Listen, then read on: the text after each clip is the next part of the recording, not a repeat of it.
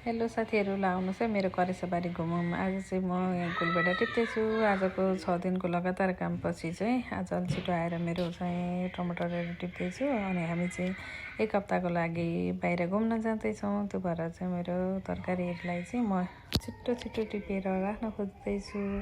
तर मेरो चाहिँ आज यो टिप्ने बेलामा पानी यति धेरै परेको छ, म भिजी टिप्दैछु होइन। अनि एकदम राम्रो पनि परेको छ। अनि कतैपट्टि चाहिँ कुही पनि रहेको छ, यहाँ नभरिएर म अर्को बट्टामा पनि टिप्न ल्याउँदैछु, टिपेर राख्दैछु। अब अनि छिटो गरेको कस्तो ढाड पनि दुखिसक्यो। पानीको त्यो चिसोले गर्दाखेरि गाह्रो पनि भएको छ।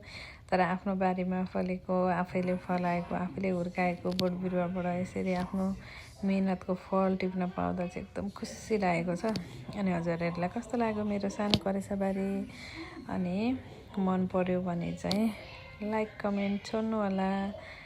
अनि तपाईँहरूको चाहिँ कस्तो फल्यो यसचोटिको गुलबेडाहरू? मसँग चाहिँ 2-3 खालको गुलबेडा छ, राम्रो फलेछ। तर भिजेर टिपेको हुनाले अलिक गाह्रो पनि भएको छ।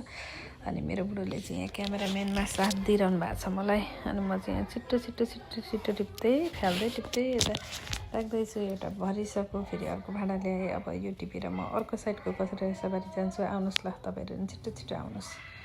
अनि मेरो बुढा पनि त्यहाँ छाता उडेर खिच्दैछु म भन्दै हुन्थ्यो।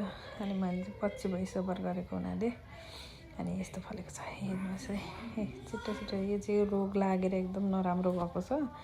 सायद यो पछि चाहिँ फल्दैन पनि होला।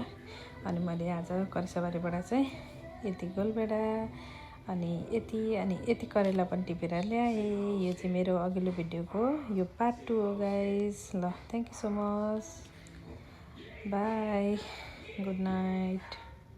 यो पछि तपाईँहरूलाई मेरो बारीमा फलेको अर्को भेजिटेबल देखाउँछु। यो हो घेरौला। अनि म चाहिँ यहाँ अर्को पनि छ, मसँग 2टा घेरौला फलेको रहेछ। यो पनि टिपेँ। अब यहाँ म थोरै अकबरी टिप्छु। हामी उता जानको लागि चाहिँ अलिकति लिएर जानु पर्यो। आफ्नो बारीमा फलेको यस्तो फलेको छ। अनि यहाँ टिपेर लिएर आएँ। अब यहाँ सानो चेरी टमाटर पनि टिप्दैछु। यो पनि कस्तो राम्रो फलेको छ। अनि यहाँ चाहिँ 2टा बोट छ, एउटा चाहिँ मर्न आँटेको रहेछ, एउटामा चाहिँ ठिक्कै। अनि यताबाट भएन ब्रो भन्दै म अर्कोपट्टिबाट गएर टिपेँ। पानी परेकोले गर्दा आँखामा पानी परिरहेको छ। अनि यसको चाहिँ चटनी खान एकदम मिठो लाग्छ मलाई चाहिँ। अनि तपाईँहरूलाई मनपर्छ कि मन पर्दैन त्यो पनि भन्नु होला। हेर्नु न कति धेरै फल्छ एउटै बुट्टामा। अनि हामीले चाहिँ यसरी थाङ्ग्रा पनि लगाइदिएको छौँ। अनि यति टिपेँ भन्दै बुढोलाई देखाउँदैछु। अनि बुढो पनि छिटो टिप, अनि जाउँ पानी परिसक्यो भन्दै हुन्थ्यो।